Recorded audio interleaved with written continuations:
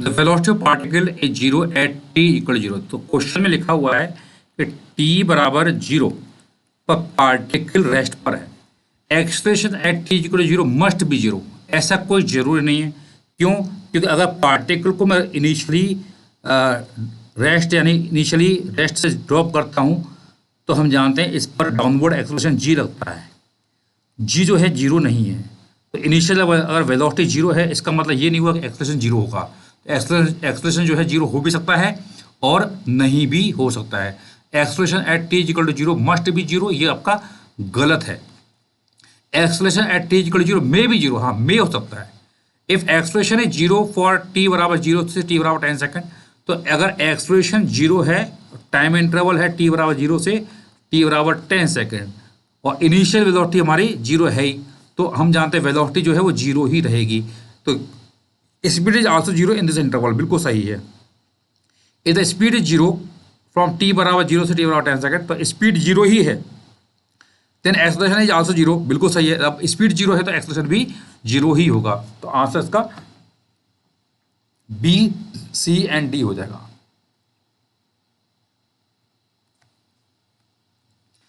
Let A and V denote the velocity and acceleration respectively of the body in one dimensional motion. V must decrease when A is less। देखिए इसमें जो concept है हम जानते हैं कि अगर A डॉट V अगर ये पॉजिटिव है तो मोड ऑफ V जो होता है वो इंक्रीज करता है। अब A डॉट V कब पॉजिटिव होगा? या तो इसमें हम बोल सकते हैं कि A अगर नेगेटिव हो और V भी अगर नेगेटिव हो तो इसका मतलब A डॉट V क्या आएगा? पॉजिटिव आएगा।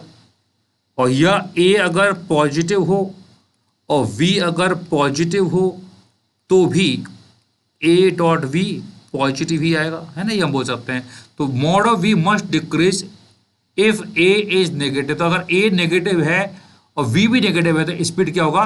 बढ़ेगा। तो ऑप्शन ए गलत हो गया।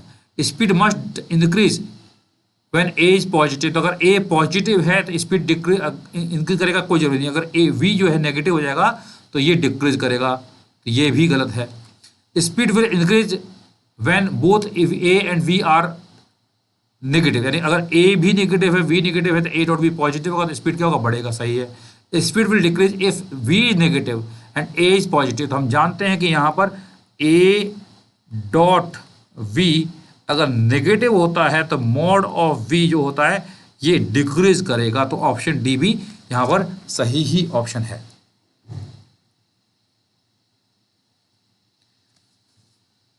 Average speed of particle in a given time interval is never less than the magnitude of velocity. देखिए हम जानते हैं डिस्प्लेसमेंट वेक्टर का जो मोड होता है वो हमेशा distance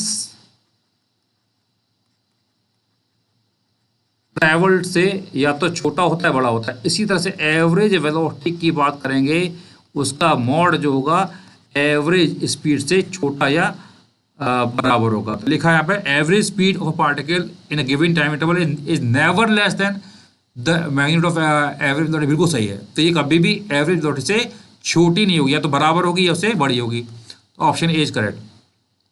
it is possible to have association in which this thing. देखिए एक्सप्लोरेशन जो होता है ए, ये होता है d v by d T.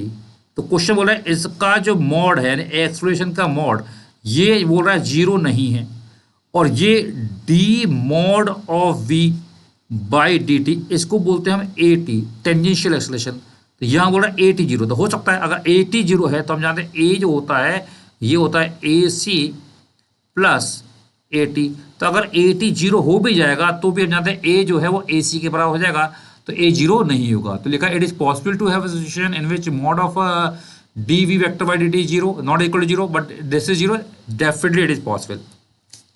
Every velocity of particle is zero in a time interval. It is possible that the instantaneous velocity is never zero in the given interval. देखिए अगर एक particle एक circle में घूम रहा है और अगर चक्कर लगा के पूरा वहीं आ गया जहां से स्टार्ट किया था,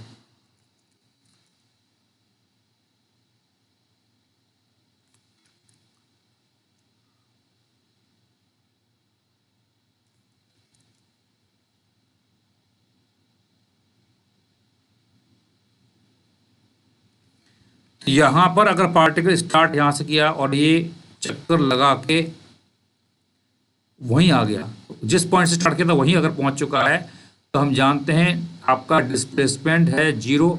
डिस्प्लेसमेंट जीरो है तो वी एवरेज कितना हो जाएगा, zero. But during the entire time अगर यूनिफॉर्म सर्कुलर मोशन तो स्पीड जो है जीरो नहीं है। लिखा average velocity of particle is zero in a time interval, ठीक है। It is possible that the instantaneous velocity is never zero in that, बिल्कुल सही, it is possible. Average velocity of particle moving on a straight line is zero in the time interval. It is possible that the instantaneous velocity is never zero. देखा average velocity of particle moving straight line move कर रहा है, तो straight line में average velocity कब zero होगी, जब particle जहां से चला था अगर वहीं पहुंच जाता है। तो अगर वहीं वापस पहुंच जाता है तो हम जानते हैं कि इसका डिस्प्लेसमेंट जीरो होगा, और डिस्प्लेसमेंट जीरो होगा तो वी एवरेज हम जानते हैं इट विल बी जीरो। और ये तभी पॉसिबल है जब टर्निंग पॉइंट पर हम जानते हैं वेलोसिटी जीरो होगी। जब पार्टिकल स्ट्रेट लाइन में जा रहा है और टर्निंग पॉइंट की हम बात करेंगे तो वहाँ पर वेलोसिटी जीरो होती ही होती है। तो यानी कि ऑप्शन जो डी है वो गलत हो गया। तो ऑप्शन आपका क्या क्या सही हो चुका है यहाँ पर, B, A, B and C. तो answer is going to be your A, B and C, that is the answer.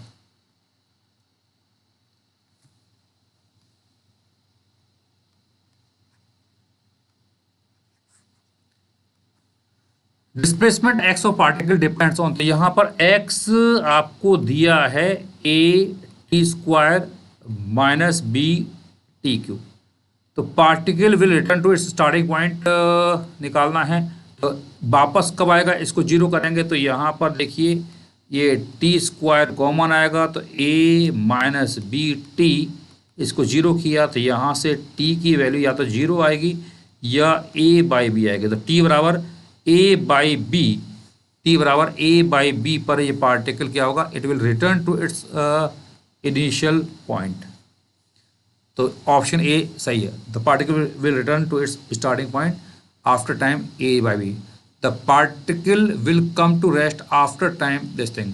तो अब देखो एक्स दिया है, v अगर हम निकालते हैं तो v होता है D x by d T. Differentiate करेंगे तो a और टी स्क्वायर का डिफ्रेंशिएशन कितना है, it is 2t minus B, और ये है 3t स्क्वायर, है ना। तो particle will come to rest, तो वेलोसिटी जीरो करना पड़ेगा। तो यहाँ ये t कॉमन लेंगे तो it is 2a minus 3bt, और इसको करेंगे जीरो तो t की वैल्यू या तो जीरो आएगी या 2a बाई 3b आएगी। तो t बराबर जीरो या t बराबर 2a बाई 3b पर पार्टिकल क्या है, it will be at rest. So B is the answer.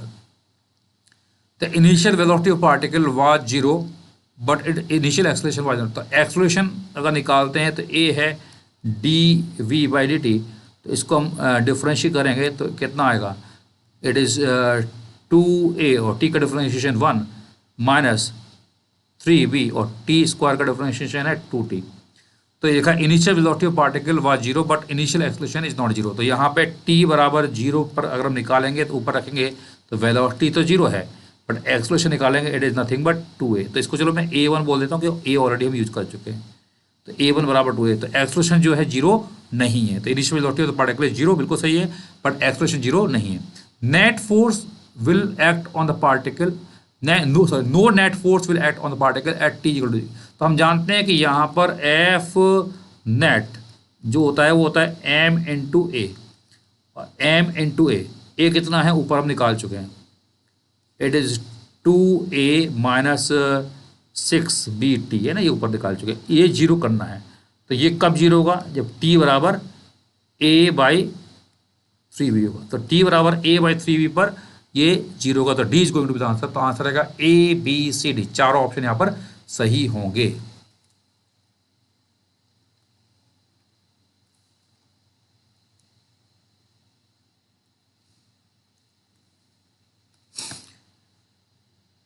y is equal to दिया है 3t minus 2 plus 5t minus 2 का स्क्वायर। लिखा initial at t equal zero velocity of the particle. तो velocity की बात कर रहा है, तो वेलोसिटी हम जानते हैं dy बाई डी टी। तो डिफरेंशिएट करेंगे तो 3t माइनस 2, तो t का डिफरेंशिएशन हम जानते हैं दैट इज 1, और -2 का 0 हो जाएगा, प्लस 5 और t-2 का डिफरेंशिएशन करेंगे that is 2 times of t-2। तो v की वैल्यू आ रही है 3 + 10 t-2 और a होता है dv/dt। इसको फर्दर डिफरेंशिएट करेंगे that is 10 metre per second square. ये आ गया।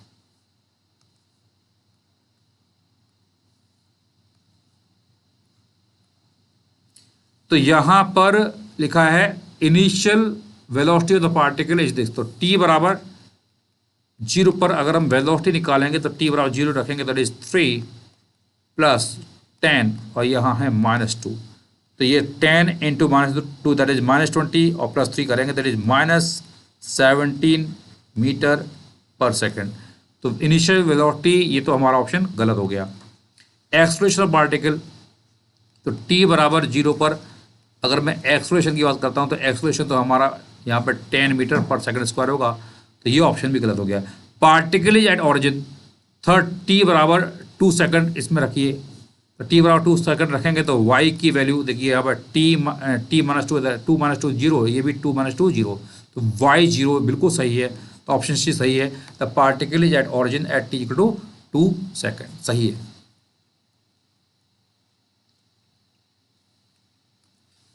Particle is moving along a straight line and position of particle is given by. तो यहाँ पर हमें x दिया हुआ है t - t²। तो हमें निकालना डिस्टेंस ट्रेवल। डिस्टेंस कैसे निकालेंगे, हमें निकालना पड़ेगा टर्निंग पॉइंट।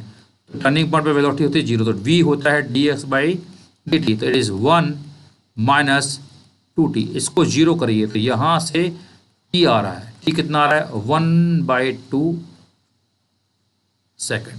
तो t बराबर 1/2 सेकेंड पर ये पार्टिकल टर्न ले रहा होगा। तो हमें निकालना है डिस्टेंस। तो t बराबर 0 से हम जाएंगे t बराबर 1/2 और 1/2 से जाएंगे t बराबर 2। तो ये 0 से 1/2 का डिस्टेंस मान लो s1 है, ये s2 है, तो आंसर होगा s1 + s2। तो बस अब मुझे निकालना है x की वैल्यू 0 पर। x की वैल्यू t बराबर 0 पर निकालनी है। तो x की वैल्यू t बराबर 0 पर कितनी आएगी, ऊपर रखेंगे 0। x की वैल्यू निकालनी पड़ेगी आपको 1/2 है ना, ये 1/2 इंटरवल आ रहा है। तो इट इज 1/2 - 1/2 का स्क्वायर करेंगे तो 1/2 - 1/4 it is nothing but 1/4 metre. और x की वैल्यू आप और निकालेंगे 2 पर। तो 2 - 2 का स्क्वायर, तो 2 × 4, तो ये आएगा -2 मीटर। तो हमें निकालना है डिस्टेंस। तो s1 जो होगा it is mod of x की वैल्यू 1/2 पर निकालनी पड़ेगी, माइनस x की वैल्यू 0 पर निकालनी पड़ेगी। तो x की वैल्यू 1/2 पर कितनी है, 1/4, और 0 पर कितनी है, 0, तो it is 1/4 metre only. s2 निकालेंगे, it is mod of x की वैल्यू 2 पर माइनस x की वैल्यू 1/2 पर का मॉड। तो x की वैल्यू 2 पर कितनी है, x की वैल्यू 2 पर है -2, तो इट इज -2 और माइनस ये है 1/4 और इसका ले लेंगे मॉड। तो s2 कितना आ रहा है, इट इज 4 × 2 दैट इज 8 + 1 9/4 आएगा। तो टोटल डिस्टेंस जो होगा it is s1 + s2। s1 है 1/4 और ये है 9/4।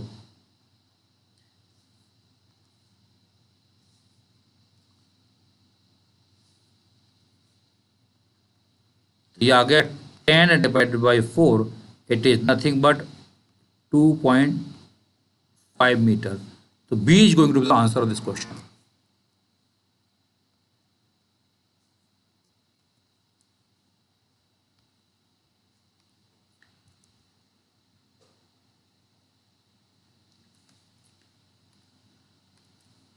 Velocity of particle at t = 2 second. तो हमें x दिया है t - 2²। तो वेलोसिटी v हम जानते हैं dx/dt होता है, इट इज 1 - 2t और t बराबर बोल रहा है 2 सेकंड पर। तो t बराबर 2 सेकंड पर वेलोसिटी निकालना था, it is 1 - 2 × 2 it is nothing but -3 metre per second.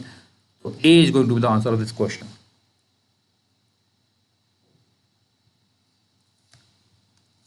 Exploration, so x हमें है दिया है t - t², वेलोसिटी डिफरेंशिएट करेंगे तो इट इज 1 माइनस 2t, अभी हमने किया हुआ है, तो ए निकालेंगे तो ए होता है अगेन dv/dt, तो इसको डिफरेंशिएट करेंगे तो -2 metre per second square. So C is going to be the answer of this question.